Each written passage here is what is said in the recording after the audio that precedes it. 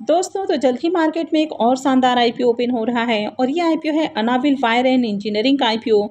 ये आईपीओ हेम सिक्योरिटी लेकर आ रहा है। तो चले जानते हैं कि कंपनी का बिजनेस कैसा है, इसके फाइनेंशियल कैसे हैं। ग्रे मार्केट में इसका प्रीमियम किस प्राइस के ऊपर ट्रेड कर रहा, इस आईपीओ से कितना प्रॉफिट होने की उम्मीद है। और वीडियो के अंत में जानेंगे कि आईपीओ में अप्लाई करना चाहिए या फिर नहीं करना चाहिए। वैसे वीडियो सिर्फ और सिर्फ एजुकेशन और इन्फॉर्मेशन के पॉइंट ऑफ व्यू से बनाई जा रही है, तो कहीं पर भी इन्वेस्टमेंट से पहले अपनी खुद की एनालिसिस करें और अपने फाइनेंशियल एडवाइजर से कंसल्ट करने के बाद ही कोई भी डिसीजन लें। तो चलिए वीडियो को शुरू करते हैं। तो सबसे पहले आईपीओ के डिटेल्स को देखें। तो आईपीओ 3 अगस्त से ओपन हो रहा है और ये 5 अगस्त को क्लोज होने वाला है। लिस्टिंग डेट इसकी 10 अगस्त है। फेस वैल्यू 10 रुपये पर शेयर है। बुकिंग प्राइस 270 है और आईपीओ में 400 शेयर्स का लॉट रखा गया है। साइज को देखें तो 178 करोड़ का ये आईपीओ है, यानी कि ये भी बड़े साइज का आईपीओ है। इसमें 9 करोड़ का पोर्शन मार्केट मेकर के लिए है। इसका मार्केट मेकर हेम फिनलेज है, यानी कि हेम सिक्योरिटी ये आईपीओ लेकर आ रहा है। 134 करोड़ का फ्रेश इशू है और 35 करोड़ का इसमें ऑफर फॉर सेल रखा गया है। ये एसएमई आईपीओ है, कंपनी एनएससी एसएमई के ऊपर लिस्ट होने वाली है। आईपीओ में रिजर्वेशन पोर्शन को देखें तो इस आईपीओ में क्यूआईबीज के लिए करीब 50% का पोर्शन है। एचएनआईएस के लिए 15% और रिटेलर्स के लिए 35% का पोर्शन रखा गया है।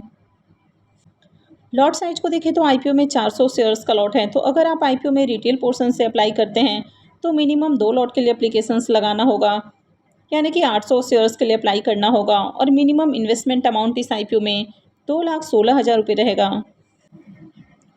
कंपनी के बिजनेस को देखें तो कंपनी जनवरी 2021 में इनकॉर्पोरेट हुई है। वैसे ज़्यादा पुरानी और एक्सपीरियंस कंपनी नहीं है। कंपनी को काम करते हुए 5 साल ही हुआ है। कंपनी विंड मिल टावर और भारी स्टील के स्ट्रक्चर की मैन्युफैक्चरिंग करती है और इसको कंपनी विंड एनर्जी सेक्टर की कंपनियों को सेल करती है। कंपनी 140 मीटर ऊंचे ट्यूबलर विंड टरबाइन टावर तैयार करती है और इसको कंपनी विंड टरबाइन जो मैन्युफैक्चरिंग कंपनियां होती हैं या फिर जो रिन्यूएबल एनर्जी सेक्टर की कंपनियां होती हैं, कंपनी उनको सेल करती है। कंपनी की अभी 2 मैन्युफैक्चरिंग फैसिलिटीज़ हैं, एक कर्नाटक में है, दूसरा गुजरात में है। कंपनी अभी 612 विंड टरबाइन टावर हर साल तैयार करती है, यानी कि इनकी जो एनुअल प्रोडक्शन कैपेसिटी है वो 612 विंड मिल टावर्स की है। कंपनी हाई क्वालिटी के विंड टरबाइन टावर तैयार करती है जो कि इंटरनेशनल स्टैंडर्ड्स के अनुसार होते हैं। कंपनी के पास मॉडर्न फैब्रिकेशन, वेल्डिंग, टेस्टिंग और क्वालिटी कंट्रोल इंफ्रास्ट्रक्चर की फैसिलिटीज़ हैं। अब इंडिया में रिन्यूएबल एनर्जी सेक्टर काफ़ी तेज़ी से ग्रो कर रहा है और कंपनी को भी देखें तो इस सेक्टर में इनकी एक स्ट्रॉन्ग प्रेजेंस देखने को मिल जाती है, जो कि विंड टरबाइन बनाने का काम करती है। और जो विंड टरबाइन है इसकी डिमांड रिन्यूएबल एनर्जी सेक्टर के अंदर रहती है। कंपनी के पास कई तरह के आईएसओ सर्टिफिकेट्स हैं, यानी कि कंपनी इंटरनेशनल स्टैंडर्ड्स के अनुसार जो विंड टरबाइन टावर है वो मैन्युफैक्चर करती है। Company operational efficiency, quality manufacturing और लॉन्ग टर्म कस्टमर रिलेशनशिप के ऊपर इनका खास फोकस है और इसके लिए कंपनी के पास एक्सपीरियंस प्रमोटर्स और प्रोफेशनल मैनेजमेंट की टीम भी है। कंपनी में अभी 95 फुल टाइम प्रोफेशनल्स हैं जो कि production, quality, engineering, finance, administration और सेल्स में काम कर रहे हैं। इसके अलावा 767 इनके पास कॉन्ट्रैक्ट वर्कर्स भी हैं।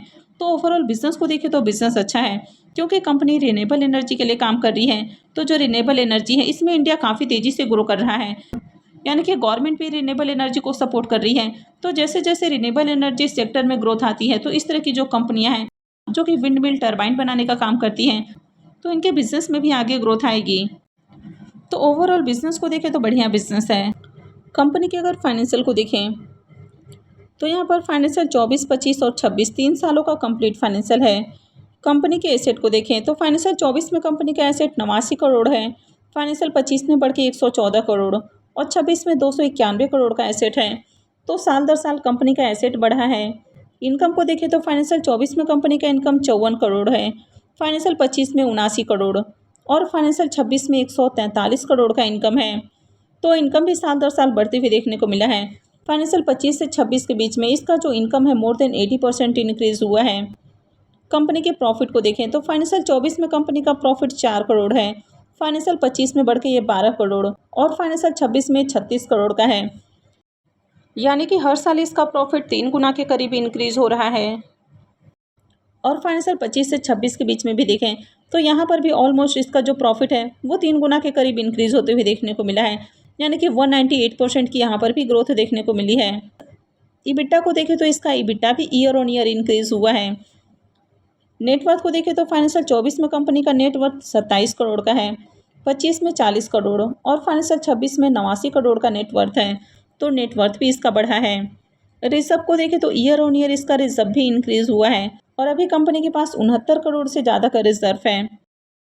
वैसे इसके बोरोइंग्स को भी देखें तो इसका बोरोइंग्स भी काफ़ी तेज़ी से इंक्रीज़ हुआ है और फाइनेंशियल 25 से 26 के बीच में इसका जो कर्ज है वो बहुत तेज़ी से बढ़ा है। अभी कंपनी के ऊपर 128 करोड़ का कर्ज है, तो कर्ज बहुत ज़्यादा है। वैसे यहाँ पर कंपनी आईपीओ से जो फंड रेज करने वाली है तो उसमें से 115 करोड़ रुपए कर्ज के भुगतान के लिए खर्च करेगी, तो आगे इनका कर्ज कम हो जाएगा, यानी कि ऑलमोस्ट कंपनी डेट फ्री होती हुई देखने को मिलेगी।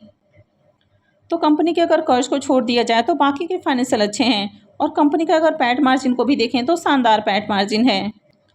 इसके आरओई को देखें तो आरओई 56.53% है, तो आरओई अच्छा है। आरओसी 23.05% है, तो ये भी शानदार है। डेट टू इक्विटी रेशियो 1.43 का है, तो कंपनी के ऊपर कर्ज अभी ज़्यादा है लेकिन आगे ये कम हो जाएगा, यानी कि ऑलमोस्ट कंपनी डेट फ्री होती हुई देखने को मिलेगी। रिटर्न ऑन नेटवर्थ इसका 40.92% है, तो ये भी बढ़िया है। पैट मार्जिन 25.57% है, तो शानदार पैट मार्जिन है। ईबिटा मार्जिन 42.64% है, तो ईबिटा मार्जिन भी अच्छा है। नैव इसका 46.75 का है, तो ये भी अच्छा है और प्राइस टू बुक वैल्यू 5.78 का है, तो ये भी अच्छा है। ईपीएस को देखें तो ईपीएस 18.58 का है, तो बढ़िया ईपीएस है। पी मल्टीपल 14.53 का है, तो पी वाइज भी देखें तो कंपनी हाईली एक्सपेंसिव प्राइस के ऊपर आईपीओ लेकर नहीं आ रही है, तो ये भी इसमें प्लस पॉइंट है कि ज़्यादा एक्सपेंसिव प्राइस नहीं रखा गया है। कंपनी का मार्केट कैप 532 करोड़ का है, यानी कि बहुत छोटी कंपनी है।